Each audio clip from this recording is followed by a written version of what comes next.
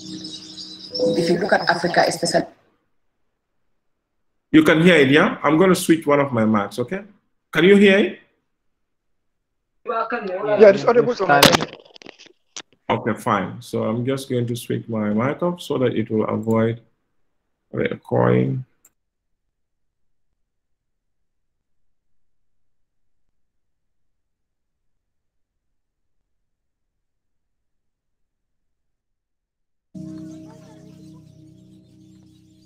If you look at Africa, especially Gambia, 75% of the people, they are not educated. And they don't know even what is climate change.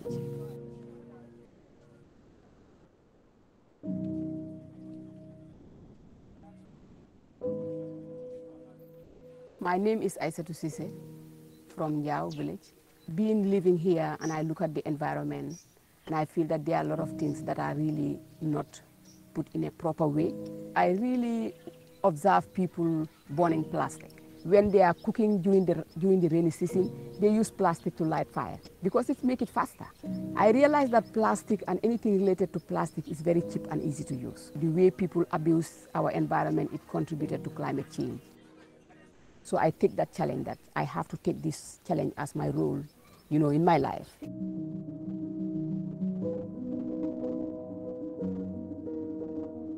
In our culture, women are people who always sit at home, get married, and take care of their families and their husbands. That's what our culture teaches us to do. And then trying to involve working with women, empower them, and then educate them to be, independent in terms of decision making. It was a big challenge. And then working with the community to tell them about the way they're taking care of the environment, that you are abusing, you are burning plastic, this is not good for us. People cannot really understand what I mean that time.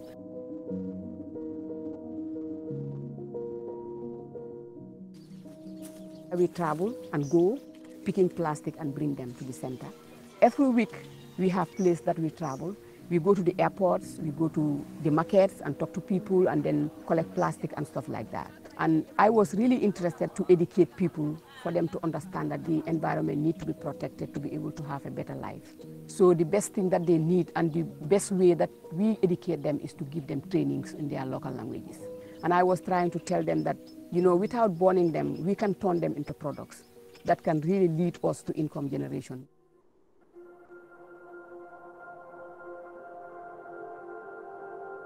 Women Initiative The Gambia is originated from the recycling project. That's why I said any little thing that you started and you committed to it can grow. And then when it grows, it can benefit so many people. Bicycle tires, like bicycle tubes, we collect those and then make jewelry out of it. Rice bags, we collected them and make bags out of it. The plastics, we make shoes, we make purses, we make big bags, and we make so many different things out of it. The briquetting also is part of the income generation that we do, because it's all about when we collected the waste and then we segregate them. The way people cut trees, they cut so many trees because of firewood, because that's what we used to cook. We try to minimize that. So the waste that we collected, being a dry grass, mango leaves, coconut hose, and then any kind of dry grass that they have, we can educate them, we can train them to turn them into briquetting. And those briquettes, they can use it to cook whatever they want to cook, and they will not abuse the environment, and they can generate income at the same time.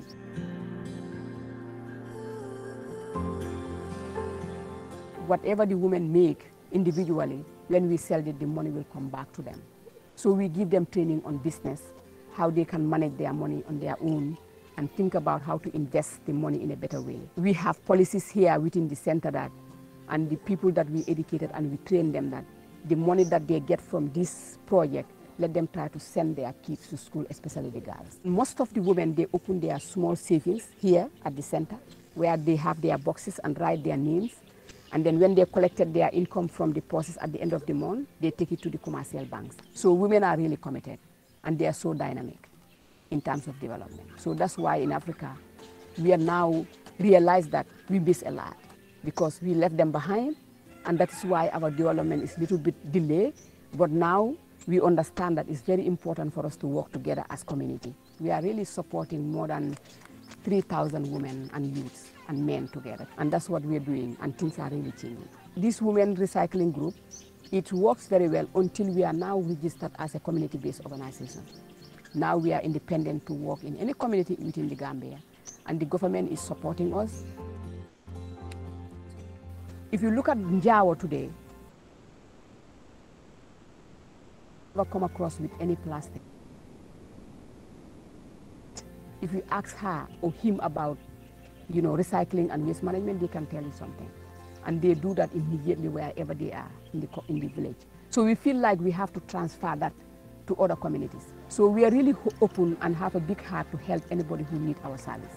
Because it's not something that one person can do. It's a group work. Let's love the environment. Let's care for it.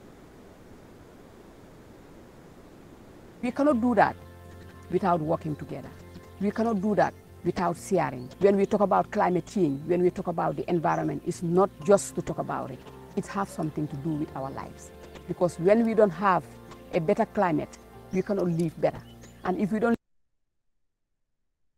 live better, we cannot work hard. And if we don't work hard, there is no development. I think if we take that step, very soon, changes will happen.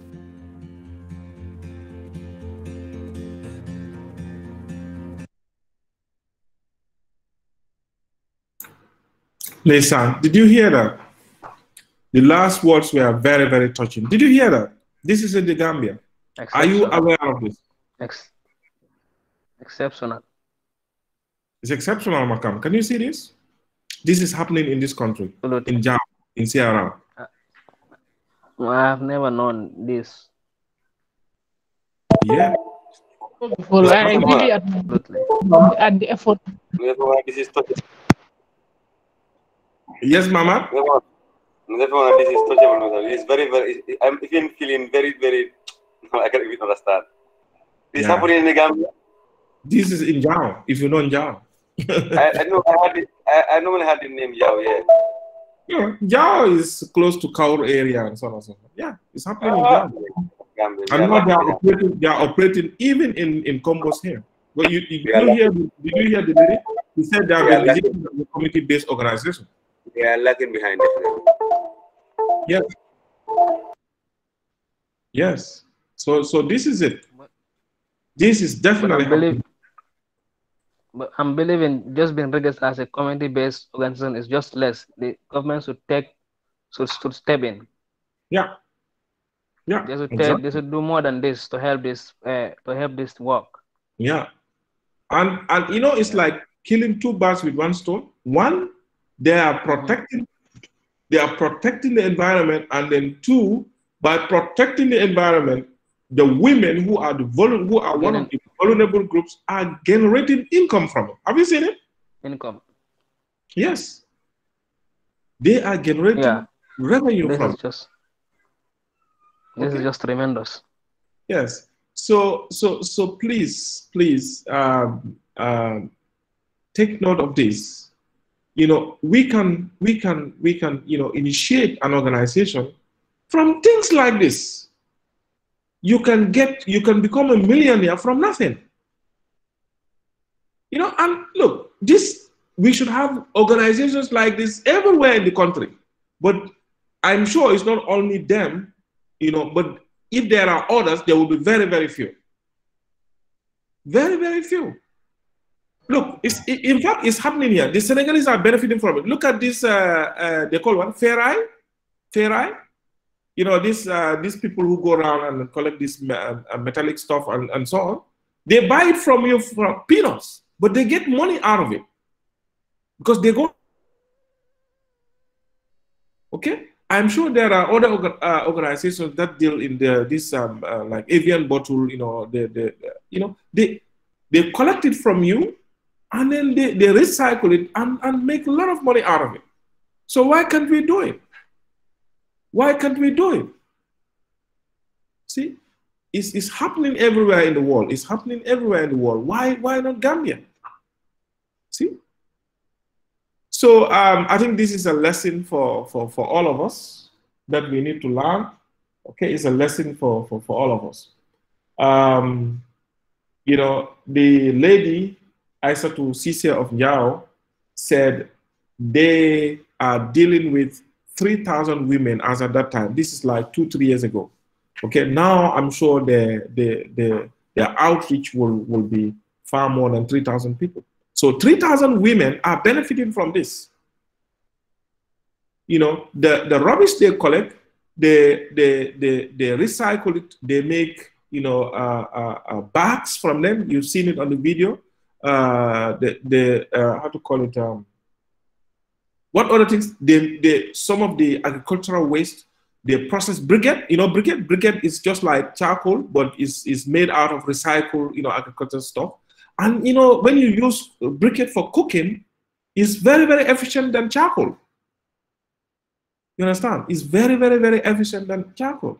Okay, so they make a lot of things from there that when the participants, when the women, the 3,000 women we're talking about, when they sell it, they generate revenue. You know, and it has, you know, a great impact on the society in general, because those women, if they make revenue, they spend it on their kids. They pay their school fees. When they are sick, they take care of their medical bills and so on and so forth. From nothing. Can you imagine? From nothing. Because waste to us is nothing. So I think we need to be aware of this. Let us try to be one of these lady, one of Aissatou Ceesay. Let us be. You know, we can all form, you know, our organizations, you know, around this. You know, 1 or 2 of us, you know, or a couple of us. You understand? You can make money. Who's going to take up the challenge?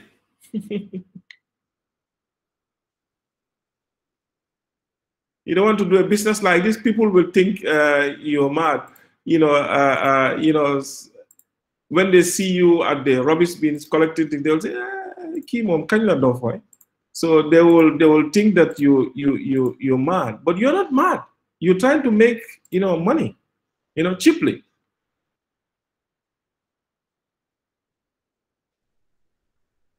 Are we together? Yes. Yes. Is it something that you can consider, then, Dumbuya? Or people are going to think, Dumbuya mantara fenke kan foka rubbish all collect. Dumbuya mana nyane mata ba. Atenara university amam fen karam fo ka rubbish all collect. But you know, you can become a millionaire like that. See, so we just need to be innovative. You know, our problem as Gambians is we are very, very short-sighted, and we don't think out of the box. That's the trouble. We're so myopic. You know, whatever we do, because we are small, so whatever we do is small, our thinking is small, everything about us is small. That's the unfortunate thing with us, to be honest. Abdul Aziz? Are you going to invest in areas like recycling? And you know, if you invest in recycling business, you will make a lot of profit, because waste here is next to nothing. In other countries, you will buy your waste in order to recycle.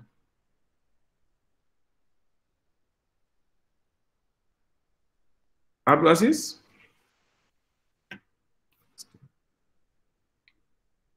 Okay, he's not with us. Right. Yes, sir. Yes, I say, is it an area that you can invest in? Is it a possibility? Yes, if there's money, if there's money. If there's money. There'll always be money, don't worry. Yeah. There'll always be money, don't worry. So, I mean, I think it's really good, you know. Okay. So, but at least we've learned something, and then we can, you know, pass the message down that, you know, on the whole, you can generate some revenue from waste. You know, so waste is not, you know, complete waste, but then you can, of course, generate some revenue from waste. Okay? Right. So any comments before we move?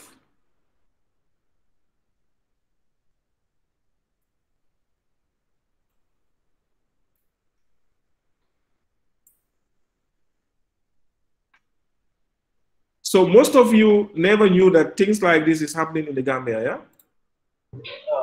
Mr. Favara, I think it is also the duty of our media.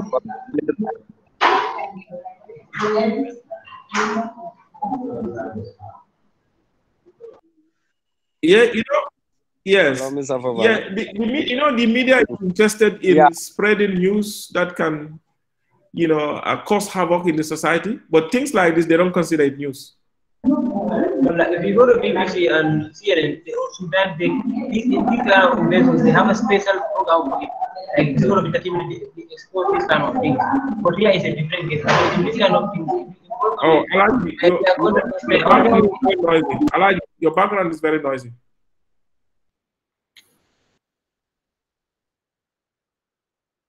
Mr. Favara. Yes. As Abdul Aziz said the last time, people may want to do this thing, but sometimes maybe the money is the problem, the cash, the capital, because you have to buy maybe the recycling machine and all those stuff. Mamad, you know what is important in business? It's not the capital. Okay, of course it's a capital. Of course, the human capital, your thinking, your strategies are more important. For the finance, it will always come. Once you have a good idea, you'll always have the finance. You can, a lot of people start business by, borrowing from banks or from borrowing from other sources. Okay, so, and some of these businesses, you don't have to start with huge capital. No, you don't have to start with huge capital. Look at what the story Isaac is explaining. Have you seen them with any heavy machinery? No, no heavy machinery. No. You can start small until you grow, and then you can buy heavy machinery to do serious operations. But at the start, you can start small. No, Mr. Favara. Yes. I was very impressed when I saw these people using this plastic bag to make it a bag, something like that bag. Yes. It's very nice. Exactly. Definitely. It's very nice. And that one I think is very strong also. Yes, very strong. And like I said, it will be a source of revenue for them, and it's going to help our environment as well, because those plastic bags were meant to either be swept away by rainwaters and then goes to the river or goes to the ocean, and once they get into the ocean, they will be consumed by our fish. Okay, and we will, those fish will be caught, we will buy them, and absolutely those plastic bags are going to end up in our bellies. Do you know that? Or if they are left on the surface of the earth here, our sheep, our cattle can eat them. If they eat them, we eat from them. It's like we are eating the poison from plastic bag. Do you realize this? Yes, because plastic bag will not easily decompose. No, it's not. It's not easily decomposable. Not easily. Plastic bags can be on the ground for years, hundreds of years before it decomposes. They're very serious, very serious. That's why I don't know, we just take this thing lightly, but it's very, very serious. They can take ages before they decompose, ages, and they can cause a lot of havoc. It can kill our marine resources. It can kill our animals that we use for food. It can destroy our agriculture, because wherever plastic bag is, no tree can germinate properly on that ground. So it has got a lot of effects. Okay, so please let environment be all a business for all of us. Okay, right. So let's look at some of the. Yeah, somebody wanted to say something. As most of the waste thrown on the ground, they end up going to the sea. So at the end of the day, the fish and the other animals in the sea, they get affected. Yes, it's not only the animals that get affected, because if a fish eat them, you happen to eat that fish, what's going to happen? What's going to happen? You're going to be affected as well. So if it goes to the sea, the products there, we eat them.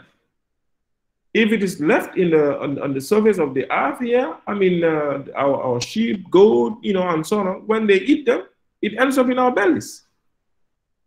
Okay, the ones that will cover our you know, agricultural land, you know, it's going to be very, very difficult to, you know, make any you know, plant to grow meaningfully on it. So you see, it has got lots of effects.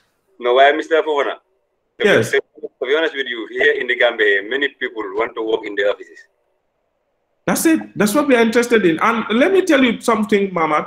Offices don't improve the economy. Offices are just, look, they just, I mean, like I say, end product. It's only agriculture and industrialization that develop the content. And industrialization. The salary earners are the more poor people so far. Of course, they are the poorest. The salary earners are the poorest. This is the truth. I know, that's true. I know, I explained it very well. Yes. So that's the problem with us. Even those that go to university. If people go to university, if they are not employed, they say, hey, Kimon, I don't know. So, I mean, it's a problem. They will think, in fact, you've not passed. So, going to university doesn't mean you should only you should only work in an office, but you could be an employer. Going to university opens up your brain. It opens up your capabilities. It opens your eyes. That's why when you go to university, you learn a lot of subjects before you do your degree. Why are they doing that? They're not foolish. The people who develop the curriculum, they're not foolish. They want to build an individual holistically. That's why when you go to university, you don't just start, reading the subject that you want to do. Like, for example, if you want to do accounting, you don't only start doing accounting, but you do a lot of other things so that it can build you, as an individual. It can model you to prepare you for the world. Okay? Mr. Bowen, to be honest with you, for me, in my village, I have a moringa farm there, and I have a cashew farm in my area. Not only there. Sometimes in the rainy season, I go there and look at that, whether they are growing or not, and then after I will come back. Very good, very good. That's good. That's good. You know me, I'm in Nyominka, so. Unfortunately, I'm in Nyominka. Well, we'll convert you to be a Jaranka anyway. Right, but to be honest with you, that is very good. That's very good. And the fortunate thing for us is we have land in abundance. Almost everybody who lives in the Combos has a village. So if you cannot get land in the Combos here, go back to your village. The lands are there, Ampakai. The lands are plenty there. You see, so that's it. Me also, I'm here, I'm an accountant. Of course, I do my office work and so on and so on. But in addition to that, I have at least, 2 farms, I have a poultry farm as well. I have a farm that has got, edible tree, plants and so on and so forth. Okay, so that is it. You cannot depend on one thing. Just like Mama rightly said, salary earners are the poorest. Okay, so please let's always think out of the box.